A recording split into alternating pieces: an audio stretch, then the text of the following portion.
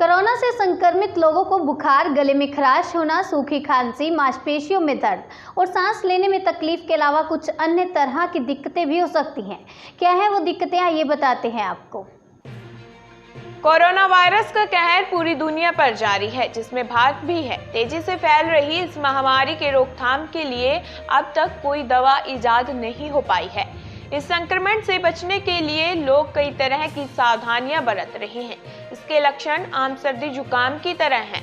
बुखार आना, गले में खराश होना, सूखी खांसी, मांसपेशियों में दर्द, सांस लेने में तकलीफ इसके लक्षण हैं। लेकिन अब इसके कुछ नए लक्षण भी सामने आए हैं।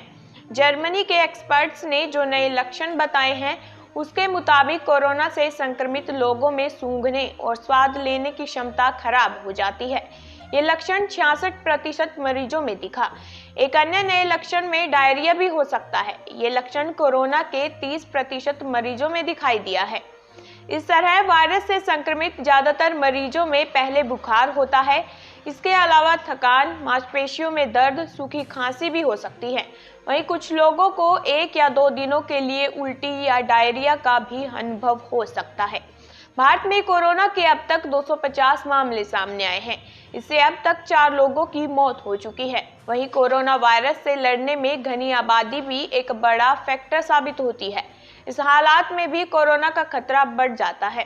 भारत के लगभग हर शहर में एक इलाका ऐसा होता है जहां लोगों के घरों और लोगों के बीच की दूरी बेहद कम होती है। इस हालात में कोरोना वायरस के फैलने का खतरा और बढ़ जाता है।